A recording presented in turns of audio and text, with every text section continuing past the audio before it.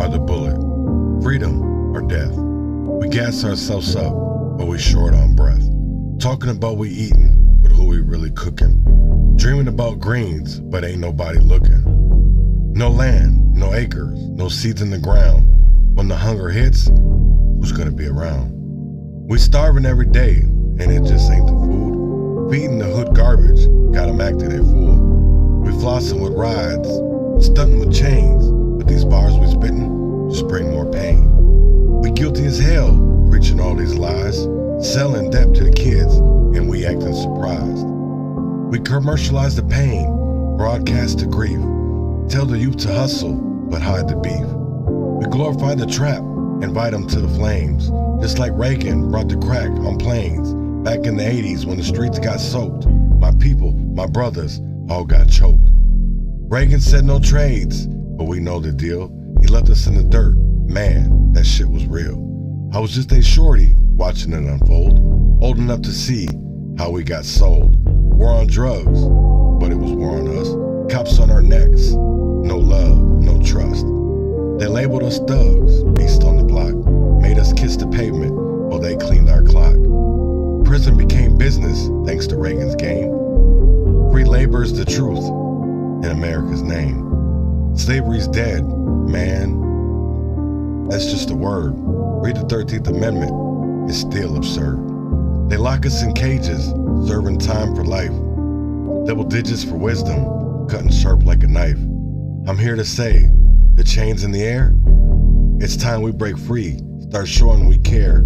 No more flexing for nothing, no more selling out. It's time to rise up, time to end the drought.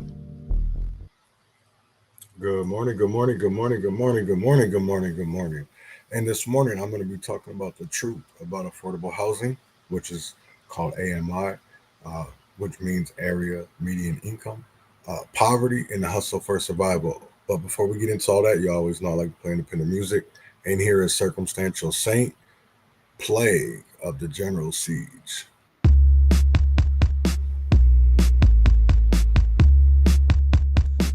Yeah, that's second. Yeah. Okay. What is it? Plague of the General Siege.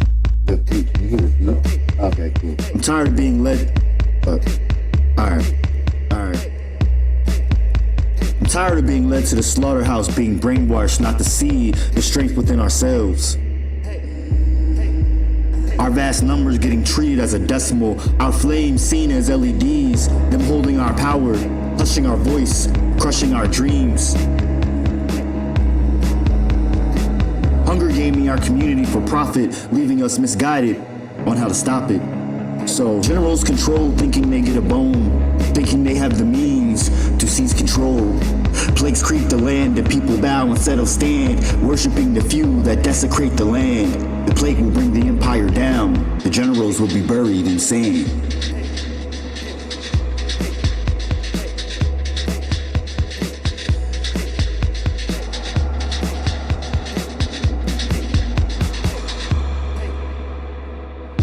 What was Sam cooking? Cause I see nothing changing. Cause I see nothing changing. Cause I see nothing change. Cause I see nothing change. Cause I see nothing change. Cause I see nothing change. Cause I see nothing change. Cause I see nothing change. Too many souls still smelling pungent. Most of the people only caring about change if it's rattling. Simon's still leading, spewing nothing but deceit. Only being truthful when they feel too close to the heat. But even then, the truth is only half said. Generals control, thinking they get a bone, thinking they have the means to seize control. Plagues creep the land and people bow instead of stand, worshipping the few that desecrate the land. The plague will bring the empire down, the generals will be buried in sand. Generals control, thinking they get a bone, thinking they have the means to seize control.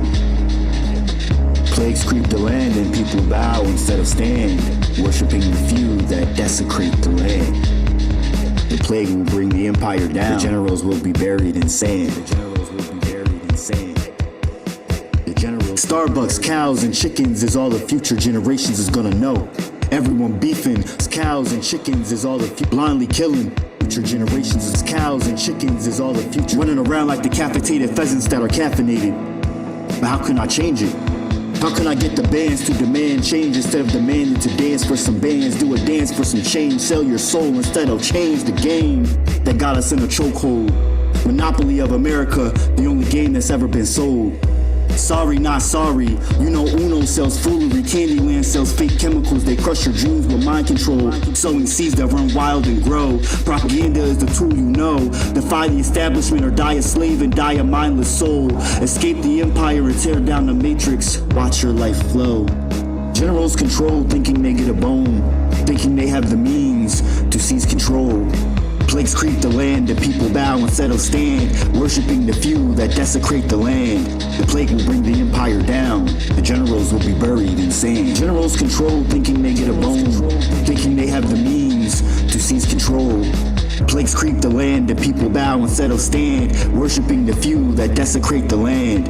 The plague will bring the empire down. The generals will be buried in sand. Generals control, thinking they get a bone, thinking they have the means. Generals control, thinking they get a bone, thinking they have the means to seize control. Plagues creep the land and people bow instead of stand, worshipping the few that desecrate the land. The plague will bring the empire down. The generals will be buried in sand. Generals control, generals control, generals control, generals control, generals control, generals control, generals control, generals control.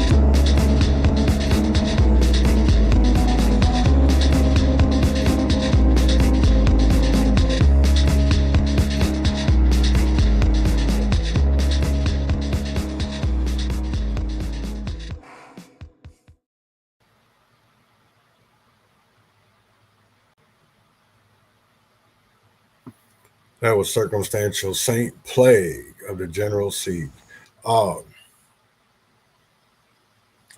First, I want to get into. I have a little clip. It's about 7-8 minutes long. Actually, the whole podcast it's with Charleston White, and I didn't even know that was his real name. That I didn't know that. I knew that he was a former activist, in Texas, and he did a lot of things. I really checked up on dude or whatever, but I never knew that was not his name. Thought that actually was his name. But what I want to talk about this morning is he talks about the disrespect that he had for Charlie Kirk, but he also talks about some other things as well. And I know that there you go. So I want to show this.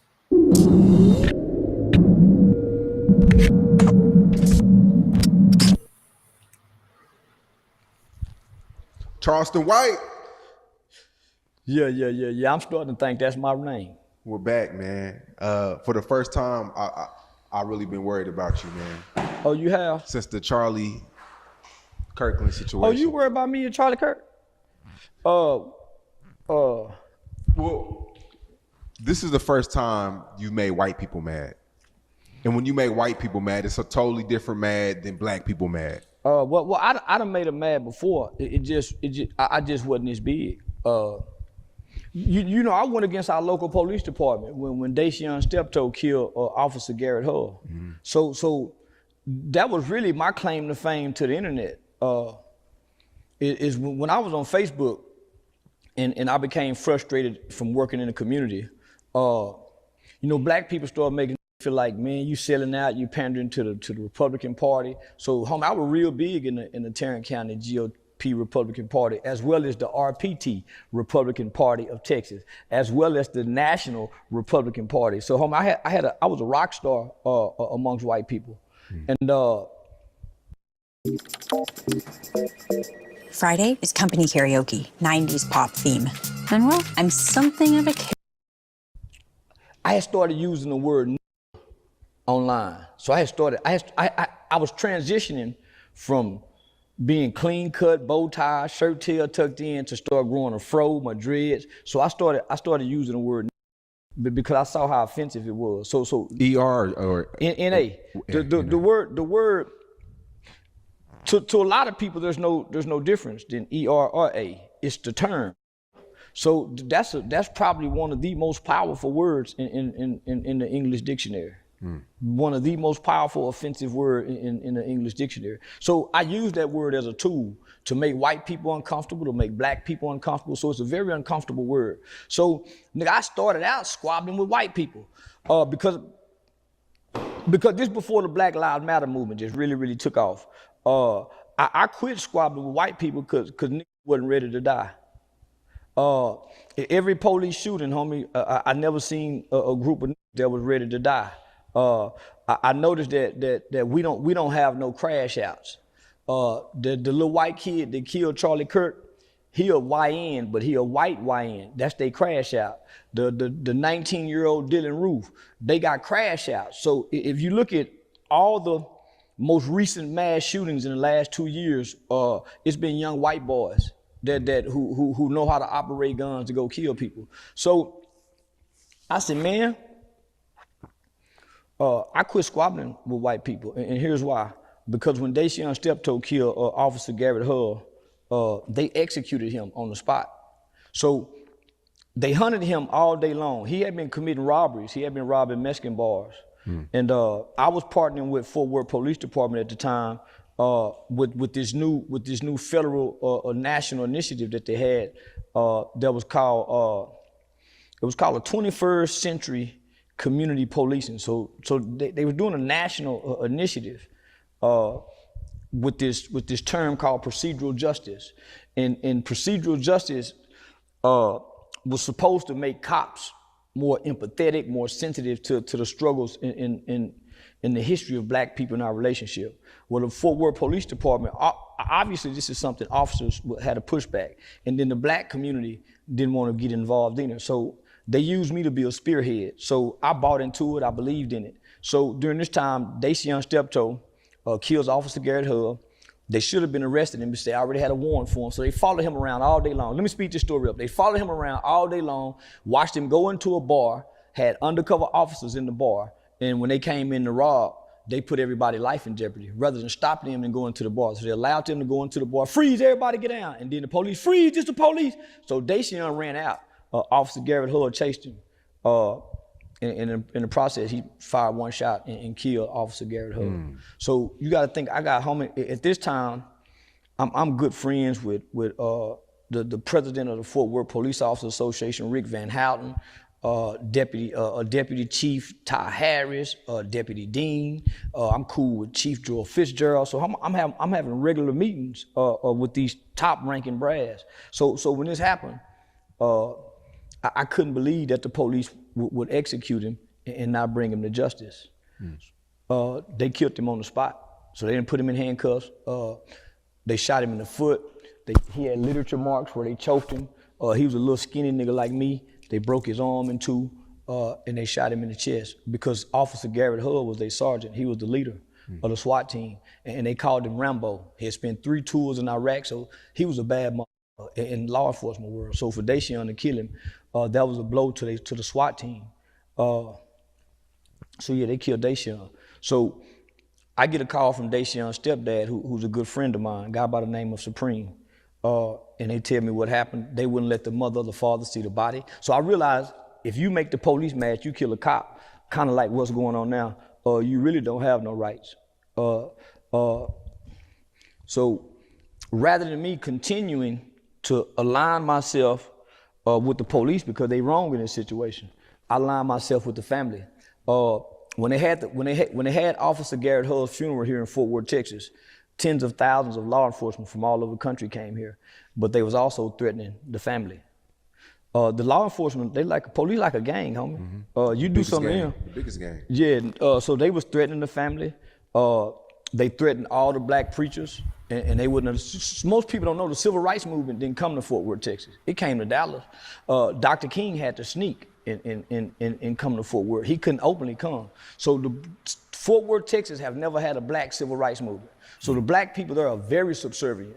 They've never bucked white people in Fort Worth, other than a few street guys. So I started bucking. I started bucking, and I started going online promoting cop killing. But let me just say this. I had got into it with police during a city council meeting a week or 2 weeks before Officer Garrett Hull got killed. And I made a post online that I said, I pray in the name of Jesus that a Fort Worth police officer dies in the line of duty. And then I said, and then it was a councilwoman by the name of Gina Bivens I also made a public prayer in the name of Jesus that Councilwoman Gina Bivens have a heart attack. Both of those happened within 2 years. Damn. Wow. Is this the viral when you're in the Just the time I was going to the city council with nigga on my shirt, hollering about I wish we can rape white women. So homie, I had already been bucking white people, but they know me. So it's like the straight A student all of a sudden just turned gangster, and they say, man, something happened to Charleston. So nigga, I'm bucking white people in a way. When you said those two things and they happened, did people? I mean, yeah. So let me tell you what happened. So when that happened, homie, I started calling downtown, I wasn't making threats, but I was saying, I called and told David Cook, who was the city manager of the city at the time, that I hope his daughter grow up and marry a well-hung black man who beat on her and have anal sex with her rough and real hard after he kick her ass and make her like it and lick her tears. So I was just calling down there because this is what I understand. My mouth is deadly. My words hurt just like punches. Nigga, I have a way of articulating words and delivering words to make you feel like I hit you. And it'll activate those kind of emotions. So I know that. I know that's a strength that I have in speech delivery. So I know how to use words as weapons. And it make other people respond to want to hurt me. So I'm calling. I think that's a good analogy, even when it goes into like Charlie Kirk. They knew how to, and I think, Charleston, I didn't even know that was not his real name, that he can formulate words in his head to to make you think that he punched you. Now, I honestly think that that's the way that a lot of these, they want people to do something to them. They don't want change. And I kind of starting to feel like that. Like they don't say nothing about the white people talking dirty to them, but let the niggas do it. Let the black people that do it. And then it's a problem. That's one thing that I will never understand. And I still won't understand it. This is a man, and I'm not saying that I respect him. I'm not saying I'm actually, no, I take that back. I do respect him. I'm not saying that he's a piece of shit or whatever, but this man goes to places with no kind of security most of the time and says what he wants to say on the internet, and people don't do shit. So I can understand it why he calls a lot of people bitch ass niggas, because nobody does nothing to him. He's always macing somebody in the face. Even here's the thing of it is that people will say, oh, well, he's running. Okay, I get that.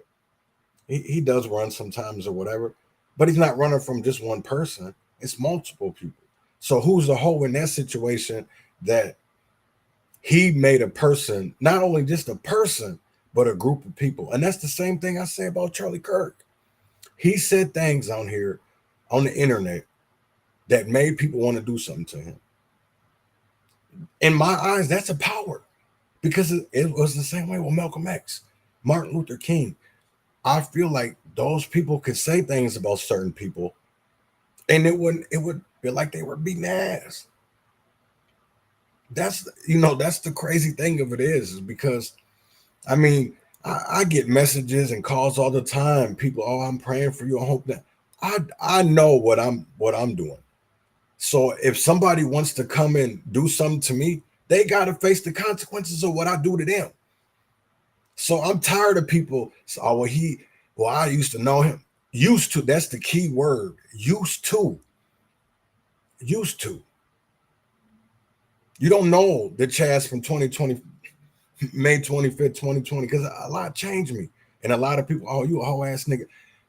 Okay, here's the thing. Show me. Don't talk about it. Show me.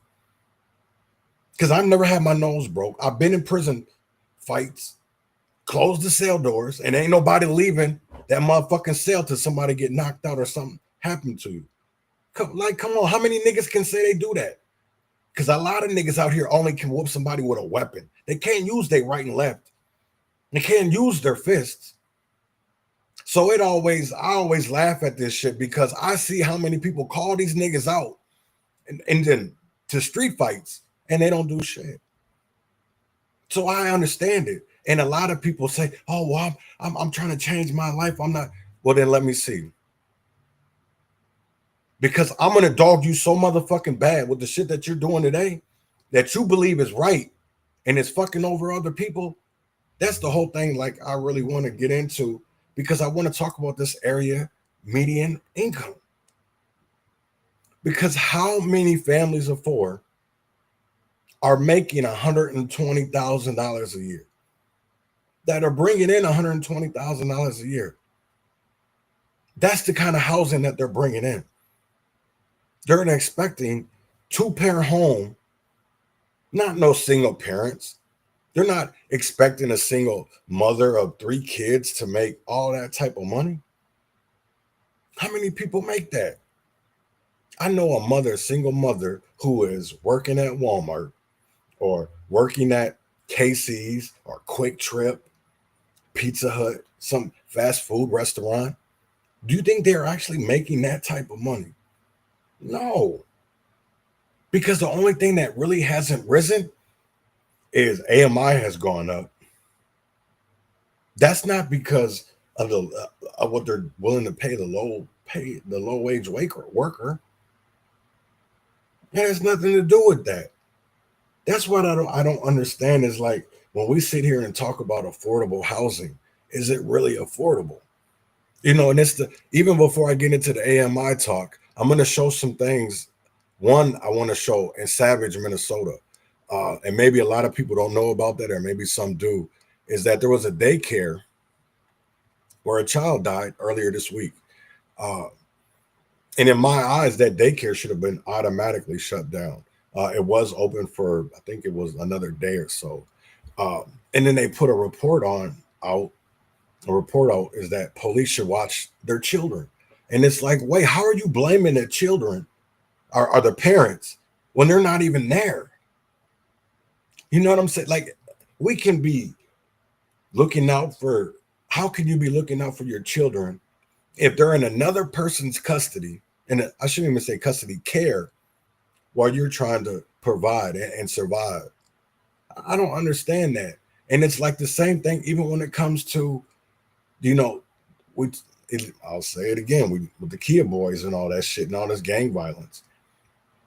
How can we expect some kind of change or any kind of reform, and the same people, their kids, are involved in half this shit that's going on?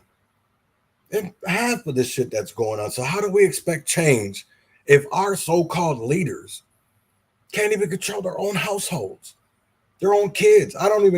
Here's the thing. You can talk about, oh, they're adults. Okay, listen. So you're trying to tell me that we're in a society that I'm supposed to believe that a 20-year-old or a 25-year-old or a 30-year-old doesn't have no respect for their parents? Are they not scared of their parents? You can be here's the thing of it is, man, and I'll be honest, if none of y'all motherfuckers have ever fought your parents, because I remember my dad left when I was about 3, and I found him again when I was 18. But one day he had made me mad, and I who's this nigga telling me what to do? I barely know him, so I wanted to fight. Man, that man hit me with his right so quick. I was like, damn. I mean, I continued to fight or whatever, but I was like, damn, that's crazy. So you just have to know that whatever you decide to do, there's always consequences. And here's the thing of it is, it took me to the age of, I would say, about 40 to realize that, how long am I going to blame people for my issues and not blame the person in the mirror who's choosing? Because I could have chose different roads, just like I am now. Just like I could have decided long ago to flush cocaine or flush meth, all the things that I was selling. But I seen how much money it made. I seen what kind of lifestyle you could get. See, I didn't have to worry about waiting for a paycheck for 2 weeks, or if I spent 3, 4, or 5, $600 at the mall, most people have to wait a week, 10 days, right? You're not making money every day. You have a paycheck and you're a slave to this. Is not saying I'm just saying my opinions, right? I'm not saying that it's just the way that I see it, right? I'm not saying there's nothing against it, because that's just the way society is. I'm just tired of it, because I don't feel like we have to be that way. If there was people that stood up and spoke their piece instead of sitting here worrying about if they're going to lose their job, because I do see that's happening. I see that's happening. You can't even have an opinion anymore, because if they don't like that opinion, you'll get fired, or you could get fired. I see that in Austin, Mankato State, all in Minneapolis, corporate, national. And I'm like, damn, we've even seen it in Hollywood. I didn't even watch Jimmy Kimmel, but obviously he was suspended about something that he said about Charlie Kirk. Like, is that what we're really doing?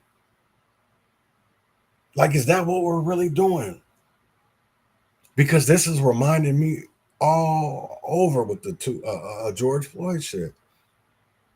The only difference is you're not seeing the burning cities.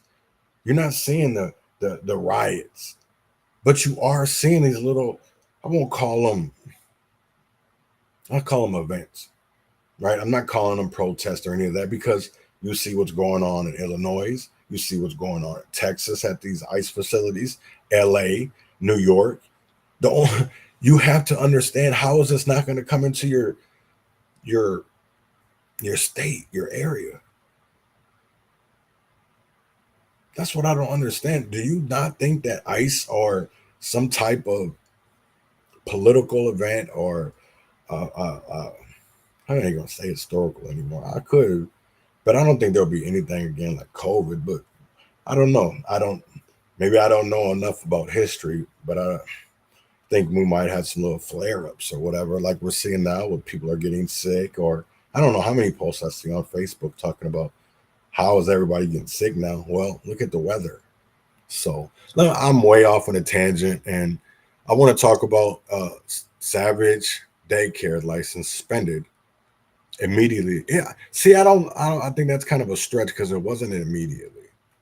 An investigation is underway after an infant died while being cared for at a Savage child care center. And today, police sent a warning to the community, telling them to monitor their children if they attend the Rocking Horse Ranch child care. Fox 9's Karen Scullin has been looking into this situation and joins us now with an update. So Karen, a lot of moving parts here. Let's begin with the death of this child. What can you tell us tonight? Right. Well, we know that an infant died here yesterday in the morning sometime, and a grandparent of a child who actually attends the Rocking Horse here tells us that parents were called to pick up their children around 10:30 in the morning. When they arrived, they said it was chaos and that teachers were visibly shaken and crying here as well. Later that day, after they brought the children home, a detective called and said, monitor your children and be sure to have them assessed by a doctor within 24 hours. However, if any time before that you see any unusual symptoms, you should take them to the ER right away. So obviously a very scary day here, and a sad day for the parents of the infant who passed. We don't know a lot about that situation right now, but also a scary day for the other parents who are picking up their children. Oh yeah, absolutely. Do these parents even know what they are monitoring their children for? What is police saying about this today?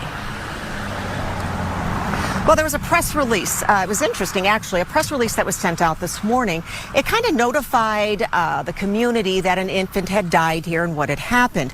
But it also issued a safety warning, a safety notice, they called it. And that safety notice said families with children that attend the facility should closely monitor their children and seek immediate medical attention if they exhibit altered mental status, unusual behavioral changes, or other concerning symptoms. Now, police told me they issued that safety notice in that way under the advice of medical professionals.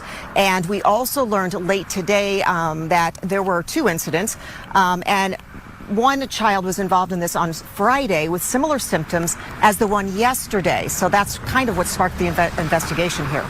Yeah, Karen, I was just about to ask you that if there have been any other calls maybe to Rocking Horse, because as you mentioned, as a parent of a child who maybe goes there, you would of course have some questions and also concerns. Any other calls that we know about besides the ones that you just mentioned? Well, I did put in a data request, haven't received that back yet. However, it was confirmed that there was a call here Friday, that's the one I just mentioned, and then a call yesterday. And it looks like the DHS is concerned. They've issued an immediate temporary suspension of the license here, so they cannot even provide child care right now because they are investigating those two incidents. And again, these two incidents involved infants, the one on Friday as well, who exhibited similar symptoms as the child who died yesterday. So police tell me they're trying to see if those two incidents are connected, but certainly a lot of concern here as to exactly what's going on. As far as next steps go, well, we're just waiting to hear back, I believe, on an autopsy report regarding this latest infant to see why the child died. Police are waiting on that as well, and we hope to get that information from the medical examiner here in the coming days. But for now, they can no longer be open for child care, at least on a temporary basis. We did reach out and actually saw with what we think are the owners today who were going in for a meeting with DHS, and they declined comment. Simone? And now some of these other families have to figure out, what to do with their children at this point. Just a sad story. Wow. Yeah, this is crazy to me because I don't understand. I think it's a lot of shit we like to push under the rug or the carpet instead of confronting the issue, because I think a lot of people are scared of other people's reactions. And I think that's wild to me. It's even just like our next one, right? Where I'm talking about, we all know what's going on. And I've talked about this before, but the housing stabilization services provider has sued the DHS over suspended payments. Now, Governor Walz got rid of this. So I don't understand it, because why are you still trying to do this shit? And you know what I'm saying? Like, they've closed it down because there's so much fraud. Why not? That's what I don't understand about people. I'm not saying that all these organizations are bad, right? But a lot of them know shit. So instead of doing the right thing and speaking out, we're having more people that are, I guess, bad messengers and not really listening to the message, because there's so much, I feel like, divide and hate in America, and to be honest, in Minnesota, about politics. So here is about how the housing stabilization services provider has sued DHS. We are staying on top of Minnesota's fight against fraud. But tonight, a provider with the Housing Stabilization Services Program, well, she's actually suing the state over how this whole thing is being handled. They claim DHS was unjustified and suspending their payments, and it's costing people their housing and jobs. Renee Cooper's live in St. Paul, where she's learned more legal action could be coming. Yeah, that's right. This home care staffing lawsuit, it's the first one we've seen. The CEO got this letter at the beginning of August, DHS in it saying they were suspending their payments, and she's hoping the courts will force DHS to resume those payments while they continue to investigate. What brought you to take legal action? Yeah, I felt like it was a huge injustice. It was unfair, and not only that, people's lives are being impacted. Home care staffing CEO Twyla Martin suing DHS, saying she was forced to suspend services for more than 500 clients. I wasn't able to pay my staff. I had to lay off 35 people. I felt lost without them because they've been a good support system. Client Jessica Cronquist is actually mentioned in the notice of payment suspension from DHS. It says home care staffing overbilled for her services, citing that as a credible allegation of fraud.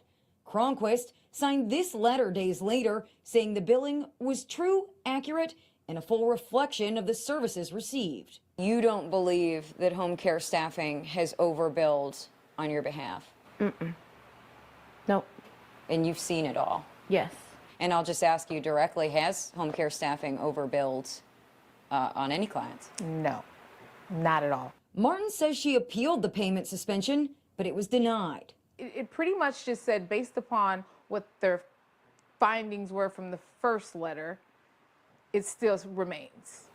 Until they can complete their investigation. A recent change to state policy allows payments to be stopped when there's a credible allegation of fraud, amid growing investigations across several DHS programs. We checked in on Tuesday, and DHS says it suspended payments to 115 HSS providers. 55 have appealed, and DHS has not resumed payments to any. Do you support those policy changes?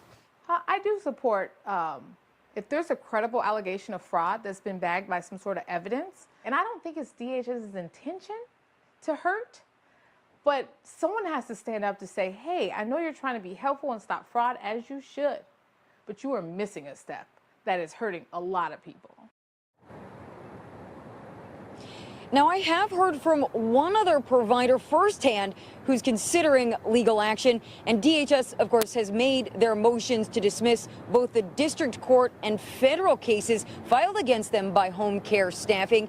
In a statement sent to us this evening, the temporary commissioner telling me they are continuing to urge federal officials to approve their request to end the HSS program as swiftly as possible.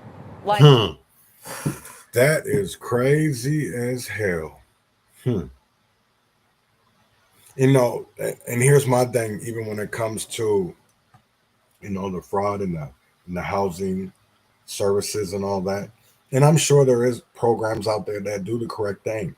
But they knew, y'all knew other people were being fraudulent. And here's the thing, it didn't say nothing. I'm going to be honest. They didn't say nothing. They knew niggas was out here being fraudulent and didn't say nothing because, well, if DHS or the state isn't going to do anything about it, why should I? I think a lot of people felt like that. I think a lot of people felt like that. And instead of doing the right thing, they did what was wrong instead of right because they knew. You know, that's the one thing that makes me mad is like, how are people not going to say that they knew or because they're scared about the biting hand that feeds them? So now I'm going to talk about I want to talk about average median income, right? And then I still got two more stories at the end, but I'm going to get into area median income because I think that does matter, right? So here is a video that I found that I think is what is the average income. So I want to see how many people actually, you know, I haven't watched this yet. So this is new for me too. So this is what is the average income in Minnesota? What is the average income in Minnesota? If you're curious about the average income in Minnesota, you're not alone. Understanding income levels can help you gauge the cost of living and economic health of the state. Let's break it down. In Minnesota, the average annual household income is around $111,341. This figure gives you a sense of the overall financial landscape of the state. To put it into perspective, this average is higher than the national average, indicating that Minnesota has a relatively strong economy. When we look at the median household income, it's slightly lower at $84,313 per year. The median income is a better indicator of the middle ground, as it is less influenced by extremely high or low incomes. Income varies significantly based on the age of the householders. For example, households with members aged 25 to 44 have a median income of $88,800, while those aged 45 to 64 have a median income of $94,880. Younger householders under 25 and those over 65 tend to earn less, with median incomes of $42,756 and $52,710 respectively. It's also interesting to note that some areas in Minnesota have much higher average incomes. For instance, the zip code 55424 has an average household income of $340,154, making it one of the wealthiest areas in the state.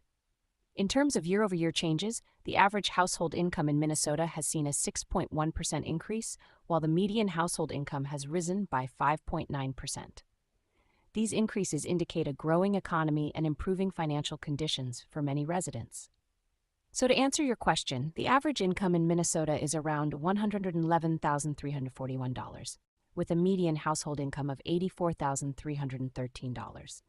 These figures provide a clear picture of the state's economic health and the financial well-being. How many people that are not in a two-parent, they they're married, actually do make that? Because I want to show you a couple of things. This is, I'll go to the other one first. So this is the 2025 AMI charts, right? And as you can see, if you have, this is effective, May 25th or May 12th, 2025. But how many parents that have 3 kids, I won't even say that, they're a single mother and 2 kids, right? So three in your household. There's 30%. You should make about 35,000. Now, see, this is where I don't think is fair or even correct, because they average everybody's income, right? And there is more people that make, in my eyes, there's more earners than, no, I won't even say that. I think they make more money so that it doesn't really average out, and you can feel the people under that, because I feel like there is more people that are single mothers and have 3 or 4 kids, but that doesn't really tell about how much their income is, because they work at a Walmart or they work at a Casey's. And if people don't understand that, working at Quick Trip or Casey's or one of those type of places right now, I know people are like $15, $16, $17, $18, $19 an hour. But I know individuals that work full time at like Dollar General and only make like $14.50. And these are adults. You can't make up. This the thing of it is, you can't afford half these rents. If you're not making, I would at least say like $30 an hour. You're not making anywhere near close to be able to get into any kind of what I will say is affordable housing. Because most people, they expect, see, that's the one thing that a lot of people don't want to talk about, right? Is how much, if you're a single mother and you make $16 an hour, let's say, right? I need to go get my, no, I can do that. So $16 an hour.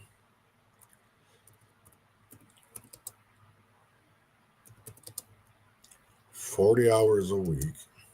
How much is that pay?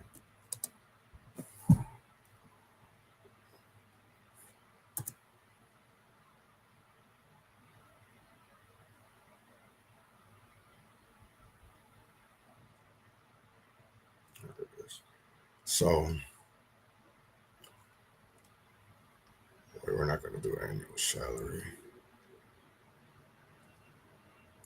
Confirm I'm not a robot. Click the button.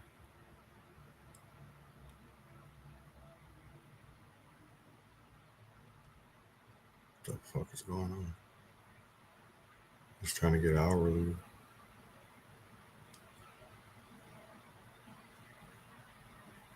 Okay. Yeah, I'm not a robot. Yeah. Click the button. I did. What do y'all keep on doing? It should be stupid.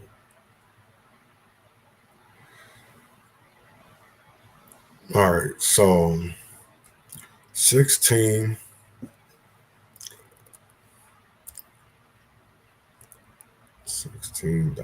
hour.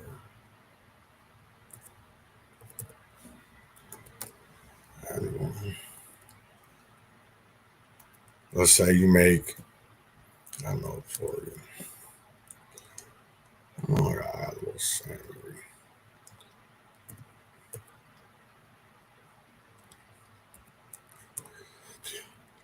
Let's see.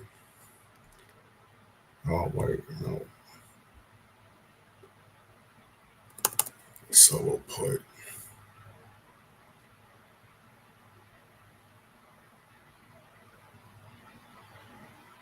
$39.77.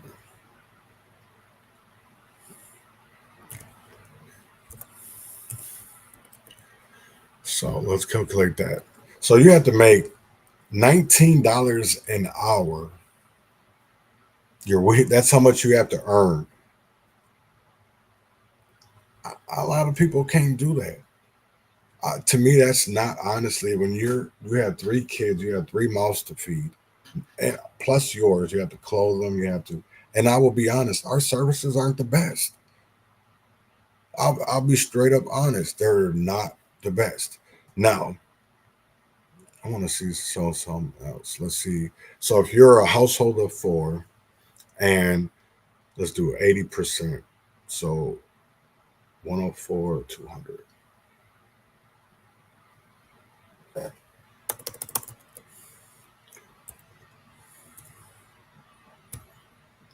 Already forgot it. 200.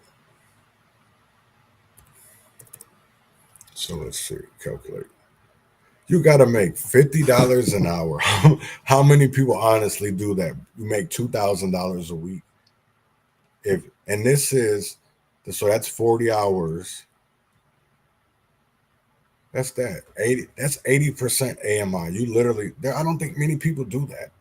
And we really have to look at their numbers, because there's a lot of things that they include that I really don't think we honestly have in certain areas, right? So if you go by the population, by race and origin, and I know people are going, oh, you're a race hustler.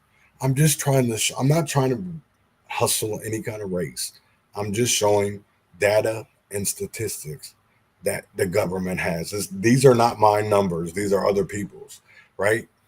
So Minnesota was home to about 5.7 million people in 2022, and that was an increase of 417,000 residents, or 7.9 since 2011.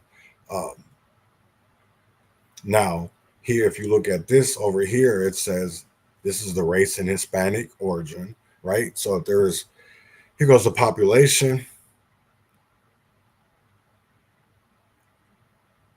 White people is the largest. Black is only 6.7% of Minnesota. Now look at the change, the percent.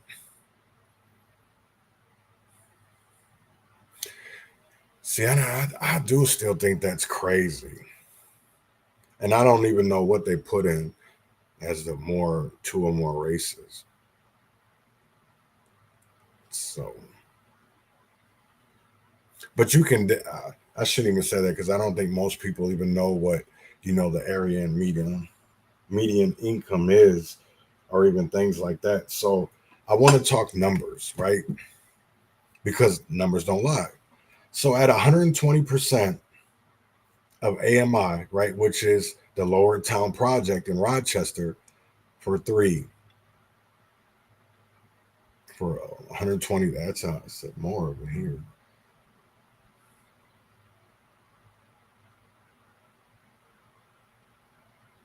So that's where the new Lower Town Project in Rochester caps. It's 116. This might be old, so no, it's not. So this is but it says 120. So I don't get that. But obviously people don't make this type of money.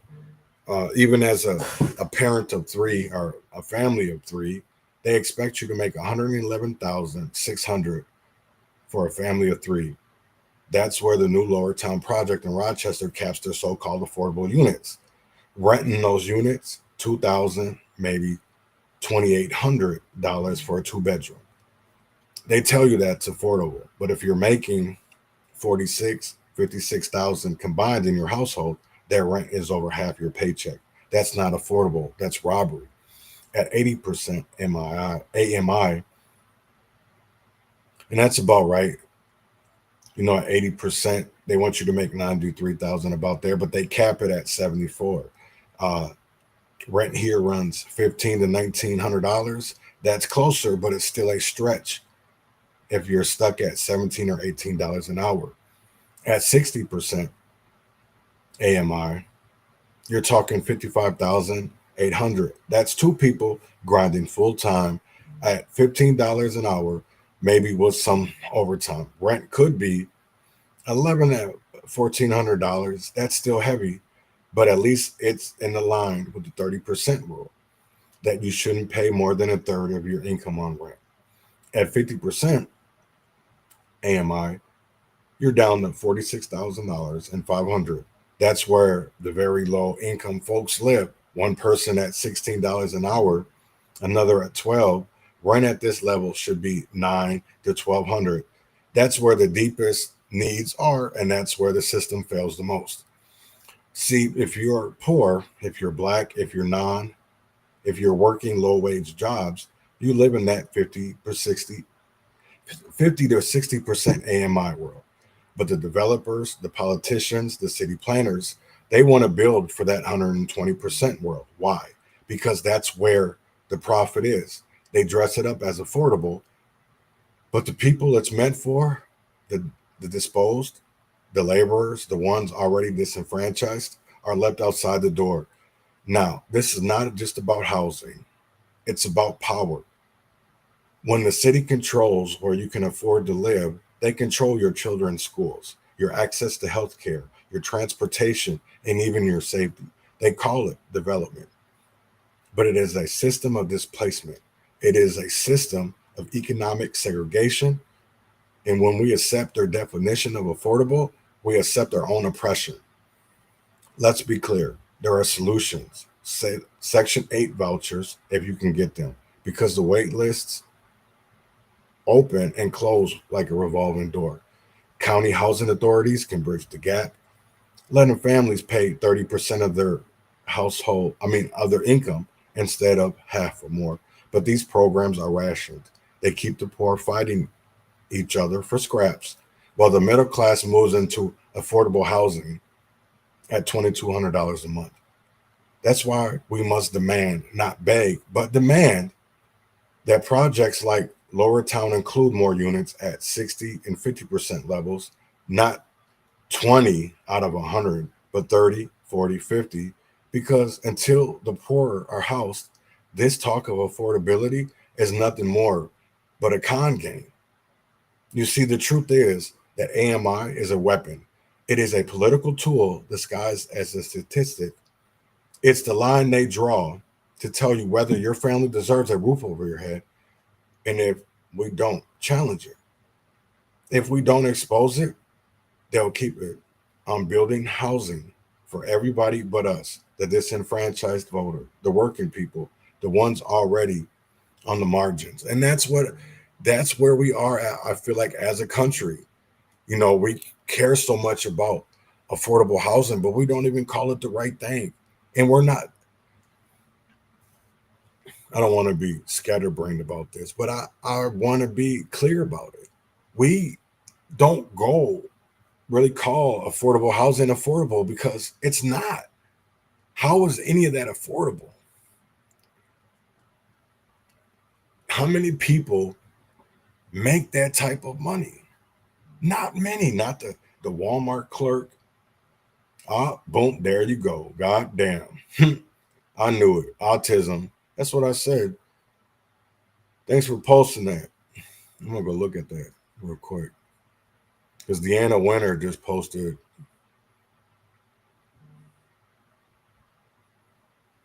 Hold on, I didn't mean to do that. So this just came out at 10:33, about 20 minutes ago. First charges filed in autism fraud. Asha Farhan Hassan, 28, was charged today with wire fraud for her role in a $14 million scheme. Hassan was also charged with participating in the Feeding Our Future fraud, for which she received $465,000. Damn. Hoo-wee. I'm sure this ain't the only one you're going to see today. I'm sure there will be others. 5 races to watch. See, I know she was blocked for She was blocked for a while, and I don't know why. Yeah. That's interesting.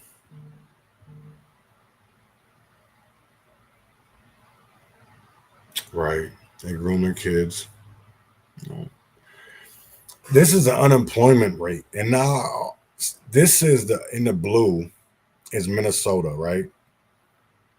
So white is 3.4. That's the unemployment rate. And this came out in 2024. 8.7% unemployment for black. And then national it's 8.9. This is really bad.